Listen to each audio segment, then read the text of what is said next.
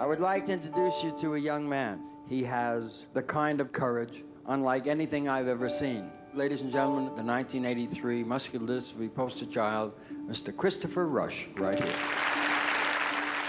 I knew Christopher as a friend for several years. We were good buddies. We spent a lot of time together. In 2007, I was at Christopher's funeral, and then I heard somebody mention this program that Christopher was developing called GOFAR, and I said, that is the name for a film.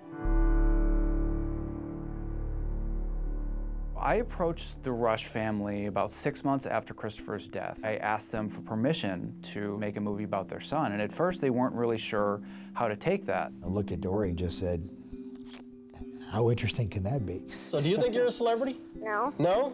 My mom says I'm just a stinky old kid. Zack started coming to the house saying, I need all the information that you have. I need pictures.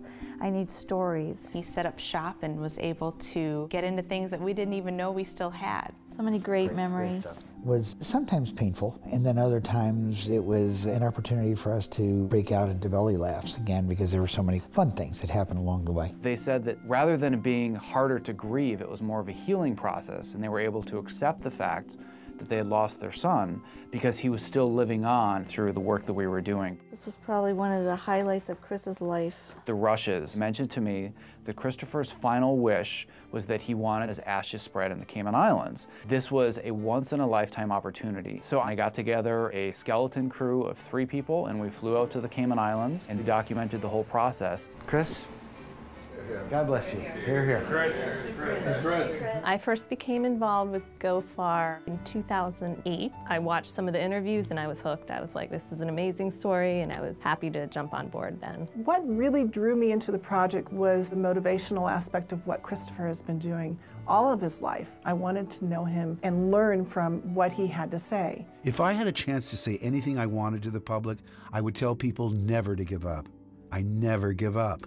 When I first began, there was no Kickstarter, Facebook, or Twitter, so I scrambled together a little bit of money, and I begged family and I begged friends to donate what they could. Around 2011, about 3 years into the process, I discovered Kickstarter. And Kickstarter was the perfect platform for me to be able to raise the money, and we literally made this film $25 donations at a time from people around the world that just saw Christopher's story and said, I can't give a lot, but I want to give something.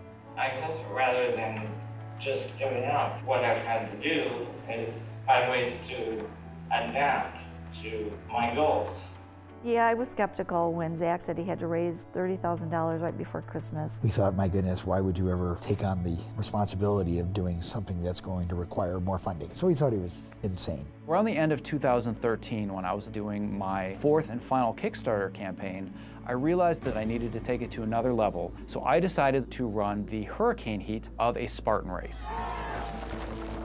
The Spartan Race is an obstacle course race where you go under barbed wire and you trudge through mud and jump into ice water and go up and down mountains. Okay, again, Zack is crazy. I literally can't feel the bottom half of my body because we've been submerged in freezing water.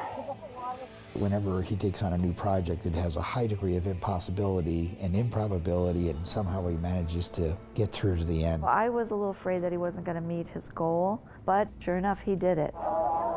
GOFAR.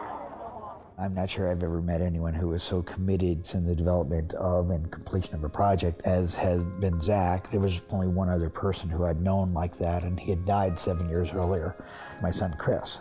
We want to take the film on the road. We want to screen it for children's hospitals and disability organizations and faith organizations and have them experience this program and Christopher's life firsthand. You know, I think it's true that we all serve a purpose in life, and I've always accepted my own as being one of a messenger. Chris was fond of saying that everyone in this world has a disability. And the GOFAR movie itself teaches you to concentrate on your ability and not on your disability.